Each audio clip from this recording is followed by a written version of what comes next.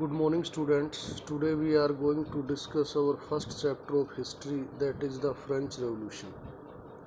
In this chapter, we are going to discuss about the French society during the late 18th century, the three estates of the society, after that the struggle to survive, emergence of middle class, and the ideas of the philosophers that were the John Locke, Rousseau and Montesquieu. After that, the incident of the outbreak of the revolution, National Assembly of Third Estate, revolt starts at the Bastille, end of special privilege, and France become a constitutional monarchy. The laws made by the National Assembly, France abolishes monarchy and became a republic, the Jacobin clubs and the convention. These topics we are going to discuss today. So the starting of the chapter is the French Revolution in a landmark in the history of Europe and the world. ये कहता है कि French revolution है वो अपने आप में एक लैंडमार्क है यूरोप और वर्ल्ड की हिस्ट्री में. It ended the monarchial system in France. इसने कहता है कि फ्रांस में जो राजतंत्र है उसका अंत कर दिया. The slogan of French revolutions liberty, freedom and equality became important ideas of the new era. और इस नए युग में कहता है कि फ्रेंच रेवोल्यूशन के जो स्लोगन्स थे इसमें लिबर्टी, फ्रीडम और इक्वलिटी है, ये इम्पोर्टेंट बन गए. French society during the late 18th century के दौरान जो फ्रांस का समाज है उसकी बात करता है. In 1774, 20 years old Louis XVI of Bourbon family became the king of France. कहता है कि 1774 में जो 20 साल का लुई 16वां था, लुई 16 था, बुरबोन डायनेस्टी का राजा, वो कहता है कि फ्रांस का राजा बना. He was married to the Austrian princess Marie Antoinette. और कहता है कि ऑस्ट्रिया की राजकुमारी मैरी एंटोइनेट से उसकी शादी हुई. Due to long years of war and maintenance of an extravagant court at the place he got an empty treasury. कहता है कि लंबे समय तक लड़ाई और इसके अलावा जो शानदार कोर्ट है उसकी मेंटेनेंस पर जो होने वाले खर्च की वजह से उसको जो खजाना है वो पूरी तरह से खाली मिला. Louis 16 also helped 13 American colonies to gain their independence from Britain. Louis 16 ने कहता है कि 13 जो अमेरिकन कॉलोनीज हैं उनकी सहायता की ब्रिटेन से इंडिपेंडेंस यानी आज़ादी लेने में. The war added more than 1 billion leverage to the डेब्ट of more than 2 billion leverage डेब्ट. इस लड़ाई की वजह से 1 से 2 जो मिलियन लिवरे, जो उस समय फ्रांस की करेंसी यूनिट थी, इसका कर्ज है. 1 से 2 बिलियन लिवरे का कर्ज फ्रांस पर चढ़ गया. Then the lenders began to charge an interest of 10% on loans. और तब कहता है कर्जा देने वाले थे उन्होंने इस लोन पर 10% इंटरेस्ट की डिमांड करनी शुरू कर दी. To meet the expenses like maintain army court etc. the state was forced to increase the court taxes.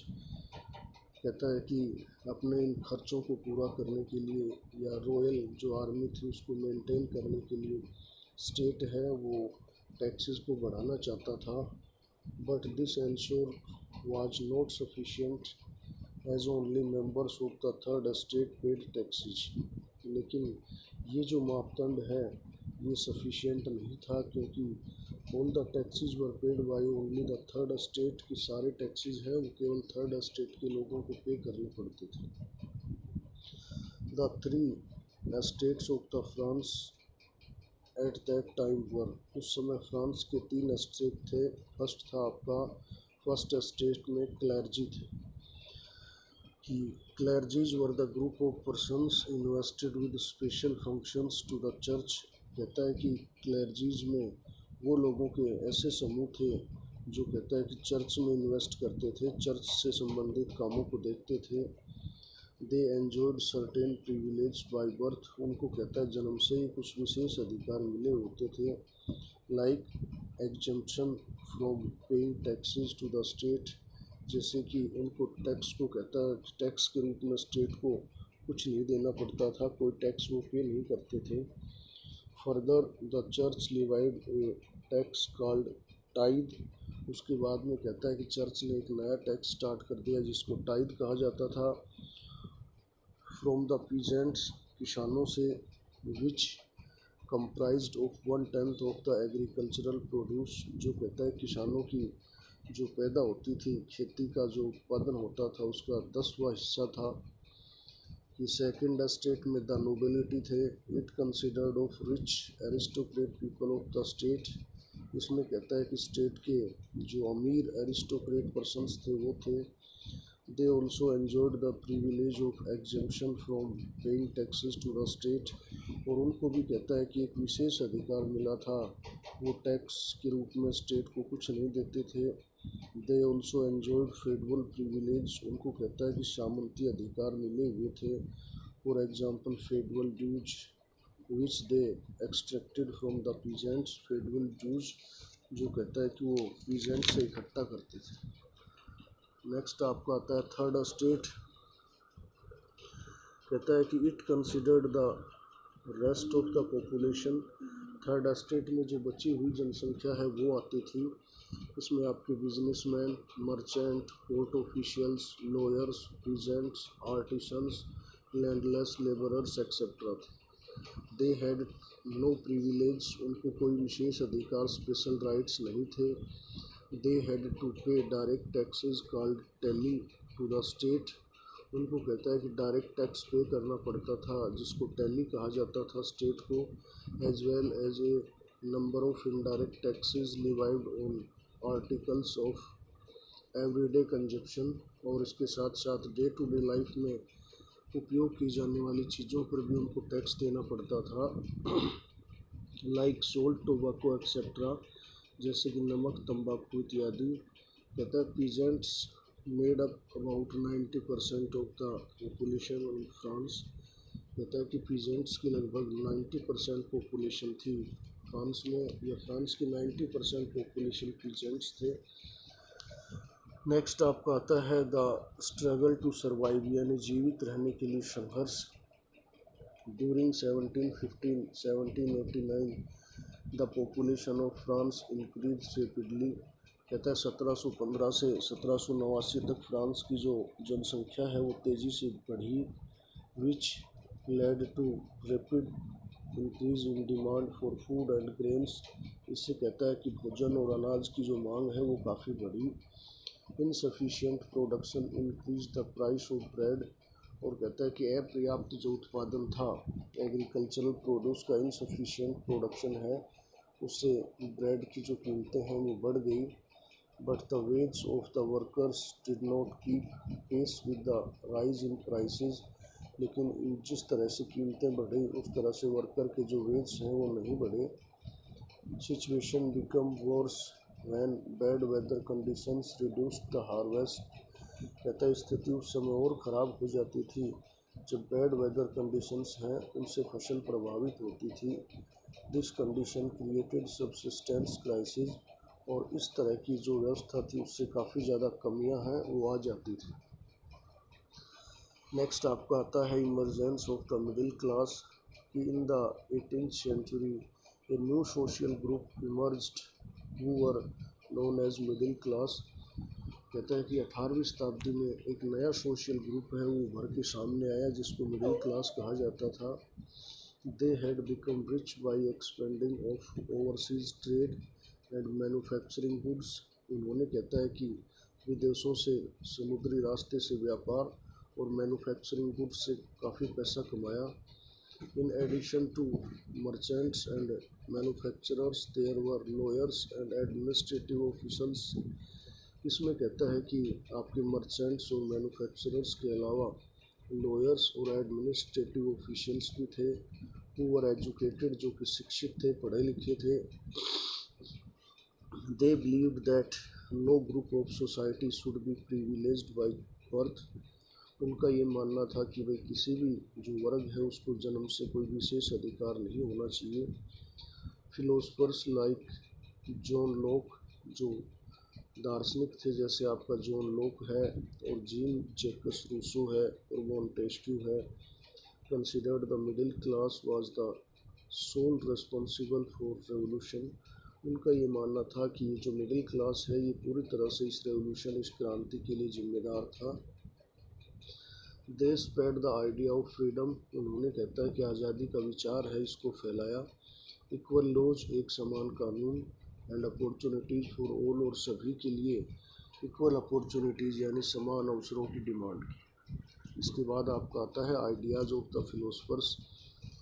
John Locke in his two treatise of government, John Locke ने किताब लिखी है two treatise of government, criticise the concept of divine and absolute right of the monarch king, जिसमें two treatise of government में John Locke ने कहता है कि राजा की जो डिवाइन यानी दैवीय शक्तियाँ हैं या एब्सोल्यूट राइट्स जो निरंकुश अधिकार हैं उनके खिलाफ उसने बात कही है। Rousseau in his book the social contract proposed the form of government based on social contract between people and their representatives।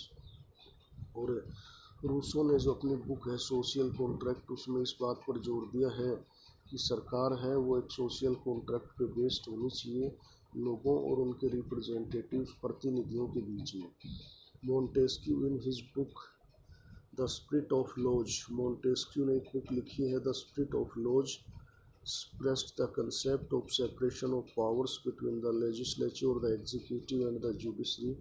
इसमें इसने कहता है कि सरकार के जो 3 ऑर्गन्स ऑफ द गवर्नमेंट थे उनके बीच में पावर डिवीज़न की बात कही है, सेपरेशन ऑफ पावर शक्तियों को अलग करने की बात कही है, लेजिस्लेचर, द एग्जीक्यूटिव और जुडिशरी के बीच में। इस concept of separation of powers was a great instrument against the despotic autocratic rule of France emperor। और उसका जो कंसेप्ट है वो कहता है कि पावर सेपरेशन के साथ साथ एक ग्रेट इंस्ट्रूमेंट है जो एक despotic autocratic rule of French empire यानी फ्रांस के राजा के निरंकुश शासन के खिलाफ उसने बात कही है।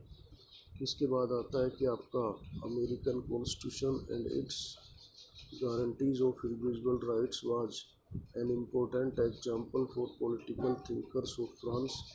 कहता है अमेरिका का संविधान और इसकी कहता है कि इंडिविजुअल राइट्स के प्रति जो गारंटी है वो एक इम्पोर्टेंट एग्जाम्पल था। पॉलिटिकल थिंकर्स थे जो फ्रांस के राजनीतिक चिंतक थे उनके लिए। These ideas were spread among the people, ये विचार है वो लोगों के बीच में फैले through the books and newspapers, किताबों और समाचार पत्रों के माध्यम से। with the news that Louis XVI is planning to impose more taxes to meet the expenses of the state। और कहता है जैसे ये विचार लोगों के बीच में फैला कि लुई 16 है वो नए टैक्स इम्पोज करना चाहता है अपने स्टेट के खर्चों को मिटाने के लिए। इट जनरेटेड एंगर, इससे कहता है कि गुस्सा लोगों में पैदा हो गया एंड प्रोटेस्ट और विरोध करना उन्होंने शुरू कर दिया against the system of privilege among the people, लोगों के बीच में जो विशेष अधिकार की व्यवस्था है उसको लेकर। The outbreak of the revolution, start कर दियो।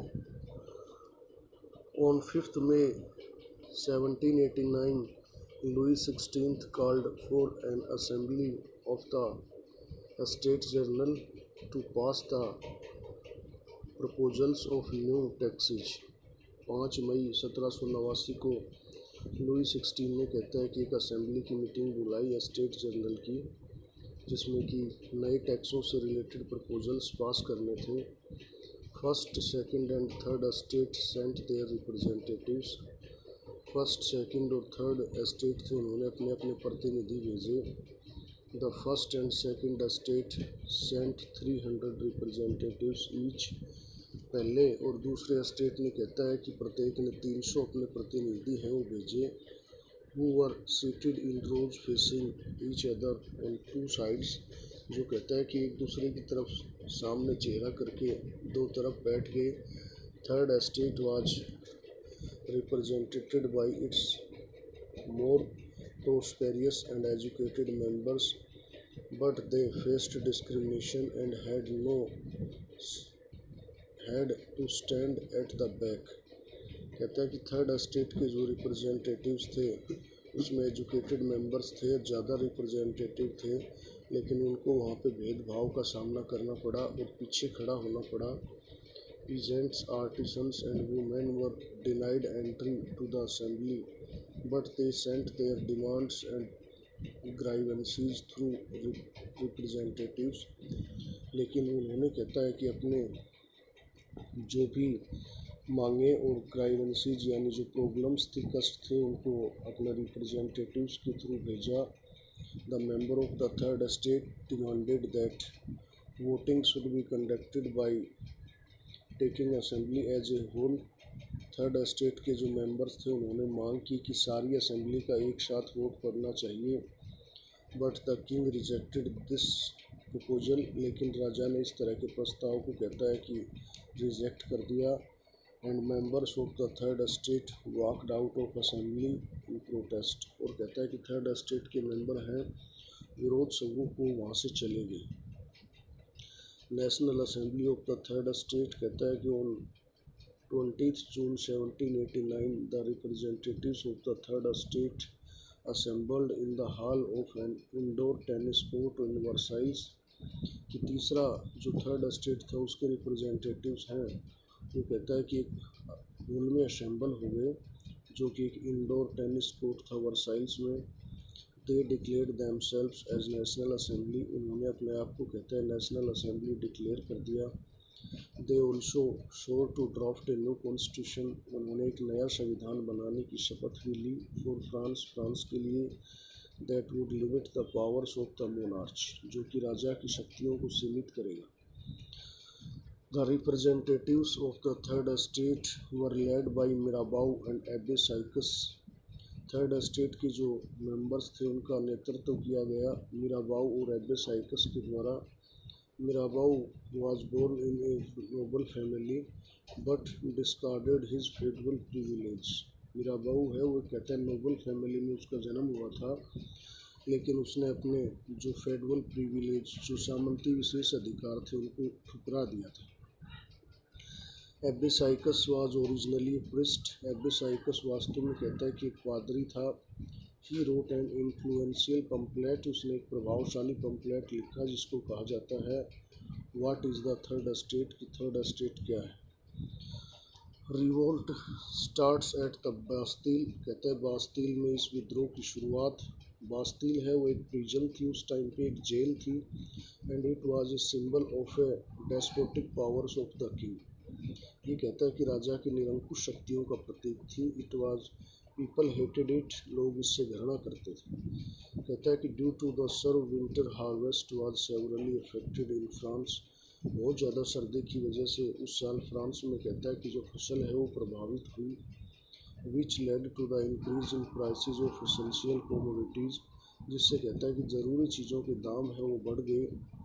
After spending hours in long queues at the bakery. कहता है बेकरी पर कई घंटों तक लंबी लाइनों में लगने के बाद में crowds of angry women raided the shops.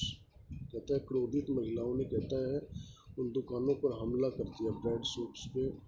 On 14 July 1789 an agitated crowd destroyed the Bastille. 14 जुलाई 1789 को it was the real date of starting of revolution.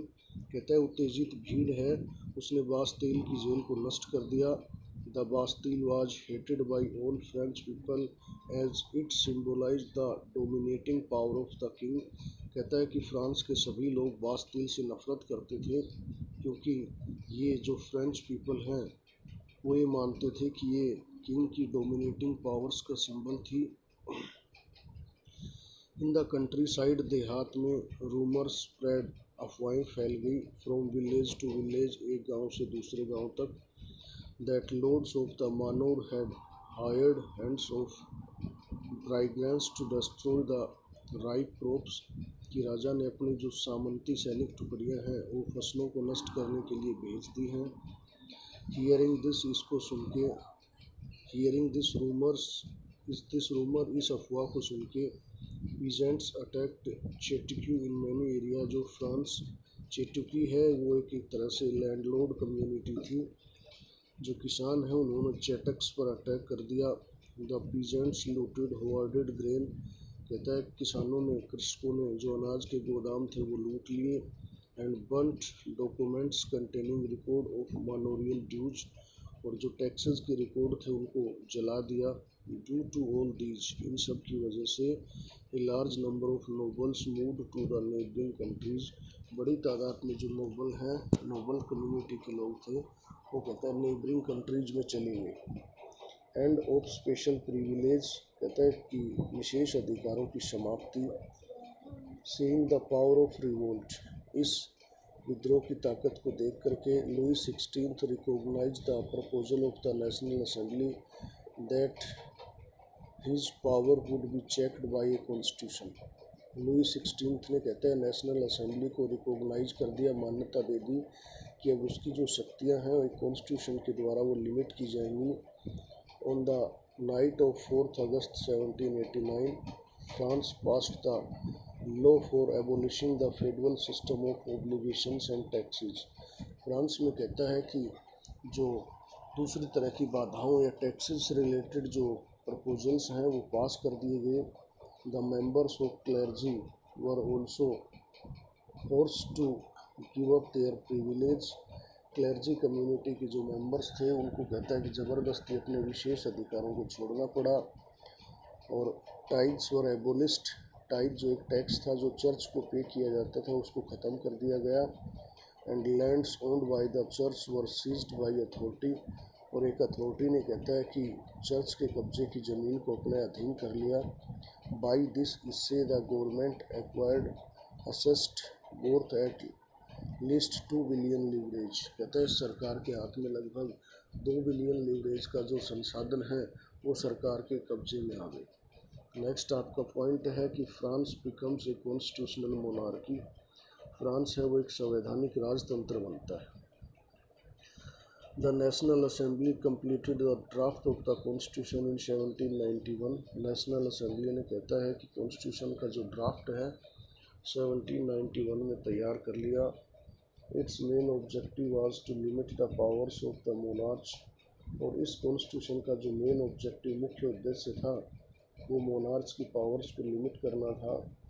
Now the powers were separated and assigned to the different institutions. अब कहता है कि ताकतों को, शक्तियों को अलग कर दिया गया, पावर्स को, और डिफरेंट इंस्टीट्यूशंस में उनको असाइन कर दिया गया, जैसे कि आपकी लेजिस्लेटिव, एग्जीक्यूटिव और जुडिशरी है। The change of powers made France a constitutional monarchy. इस तरह से ताकतों में, जो पावर्स में जो बदलाव आया, इससे फ्रांस है वो एक कॉन्स्टिट्यूशनल मोनार्की बन गया, एक संवैधानिक राजतंत्र बन गया। आगे आता है the laws made by the national assembly. National assembly के द्वारा बनाए गए कानून। अंडर द न्यू कॉन्स्टिट्यूशन, इस नए संविधान के अधीन। The laws were to be made by the national assembly. National assembly के द्वारा जो कानून बनाए गए थे। The assembly was indirectly elected. Assembly है उसका चुनाव इनडायरेक्टली होता था। उसमें आपके एक्टिव सिटीजन्स थे। Voted for a groups of electors, जो कि एक इलेक्टोर्स के रूप में वोट करते थे। Who in turn choose the assembly members, जो कहता है कि ये जो ग्रुप ऑफ इलेक्टोर्स है वो असेंबली मेंबर्स का चुनाव करते थे। The highlights of the changed system were, इस चेंज सिस्टम की जो हाइलाइट्स थे वो कौन कौन से थे। उसमें फिर आपका आता है पहला कि man who were above 25 years of age, ऐसे पुरुष जो 25 साल से ज़्यादा उम्र के थे। And who paid taxes equal to the at least 3 days of a labourers wage, और जो कहता है कम से कम एक दिन के, मतलब मजदूर की 3 दिन की मजदूरी के बराबर टैक्स है वो स्टेट को देते थे। Were given the status of active citizens, उनको कहता है कि एक्टिव सिटीजन्स का स्टेटस दिया गया। For example they had right to vote, मतलब उनको राइट टू वोट मिला। The remaining man and all women were classed as passive citizens, जो बचे हुए पुरुष और महिलाएं हैं उनको कहता है कि पैसिव सिटीजन्स का दर्जा दिया गया। To qualify as an elector as a member of the assembly, a man had to belong to the highest bracket of taxpayers। कहता है कि एक इलेक्टोर्स या फिर एक मेंबर ऑफ असेंबली इलेक्ट होने के लिए किसी भी आदमी को कहता है कि highest bracket of tax payers से बिलोंग करना पड़ता था। The constitution begin with the declaration of rights of man and citizens. संविधान है उसकी शुरुआत हुई rights of man and declaration citizens से, such as the right to life जैसे कि जीवन का अधिकार, फ्रीडम ऑफ स्पीच भाषण देने की छूट या स्वतंत्रता, freedom of opinion and equality before law अपने विचार व्यक्त करने की, और इसके अलावा इक्वलिटी बिफोर लॉ कानून के सामने समानता का जो राइट्स हैं कानून के सामने, इक्वलिटी बिफोर द लॉ, इस तरह के राइट्स लोगों को मिले। These were established a natural rights, इनको एक नेचुरल राइट्स के रूप में स्थापित किया गया। And it was the duty of the state to protect these, और ये कहता है स्टेट की ड्यूटी थी कि वो ऐसे राइट्स को प्रोटेक्ट करे। आगे कहता है France एबोलिश्ड monarchy and became a Republic. France ने कहता है कि मोनार्की को ख़त्म कर दिया और एक रिपब्लिक बन गया। कहता है rules of the France neighbouring countries were worried, rulers of the France neighbouring countries were worried by the development in France. कहता है फ्रांस के जो पड़ोसी देश थे वो फ्रांस में जो डेवलपमेंट हो रहे थे इनसे काफ़ी चिंतित थे। They made plan to spend troops to put down the events taking place since 1789। उन्होंने कहता है कि 1789 में जो इंसिडेंट हुए थे इनके खिलाफ अपनी जो सैनिक टुकड़ियाँ सेनाएं हैं वो भेजने का फैसला लिया। बिफोर दिस कुड हैपन, ये होने से पहले ही the national assembly declared war against Prussia and Austria in April 1792।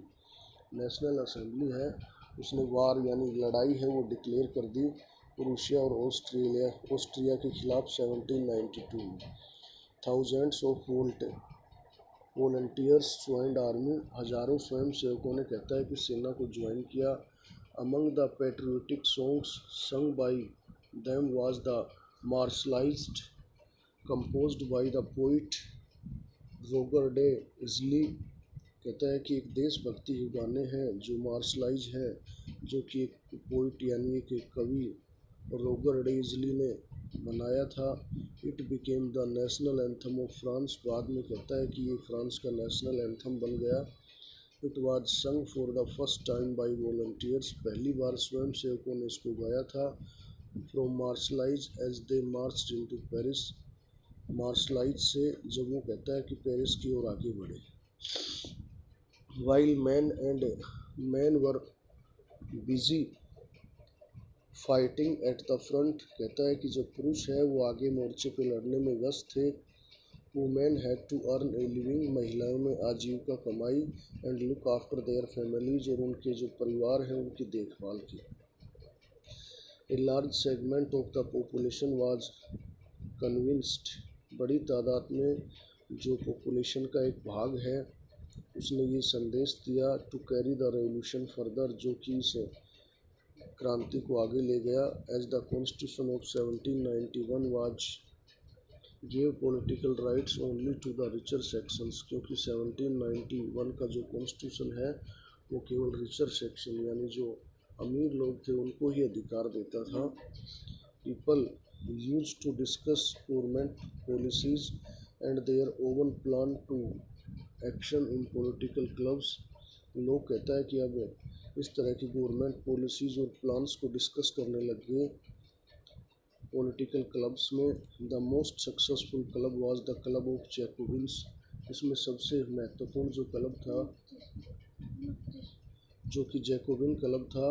Which got its name from convent of Saint Jacob in Paris, जिसको कि इसका नाम है वो एक चर्च जो था convent of Saint Jacob in Paris के नाम पे पड़ा था। नेक्स्ट आपका आता है द जैकोबिन क्लब। कहता है कि members of the Jacobins clubs belong mainly to the less prosperous sections of society, कि जो जैकोबिन क्लब्स के मेंबर थे वो कम समृद्धशाली परिवारों से बिलोंग करते थे। They included shopkeepers, artisans, cooks और shoemakers, watchmakers, painters, servants and daily wage workers। उसमें कहता है कि दुकानदार, जो शिल्पकार, कुक थे या शू मेकर्स थे, जूते बनाने वाले, वॉच मेकर, घड़ी बनाने वाले, इसके अलावा आपके प्रिंटर्स, सर्वेंट्स और डेली वेज पे काम करने वाले लोग थे। Their leader was Maximilian Robespierre. उनका जो नेता था वो मैक्समिलियन रोबिस्फेयर था। They dressed differently by wearing long striped trousers. वो कहता है कि लंबी धारीदार जो ट्राउज़र हैं वो पहनते थे। Similar to those worn by dock workers की तरह दिखने वालों से मिलते जुलते। It was a way of declaring end of the power. ये कहता है कि एक पावर यानी जो ताकत है उसको ख़त्म करने का एक सिंबल था। और holded by the weavers of the knee breeches. जो नी ब्रीचेस पहनने वाले वीवर्स थे उनके हाथों से पावर छीनने का एक संकेत था ये। They came to be known as sans culottes. उनको सेंट क्लूटोज के नाम से जाना गया। Meaning those without knee breeches, जिसका मतलब था without knee breeches. Sans culottes man wore a red cap. Sans culottes जो थे आदमी, वो एक लाल टोपी पहनते थे। दैट सिम्बोलाइज्ड लिबर्टी, जो कि अपने आप में एक तरह से लिबर्टी यानी स्वतंत्रता का एक सिंबल थी, एक प्रतीक थी। I think this is sufficient for today. Thank you, have a nice day.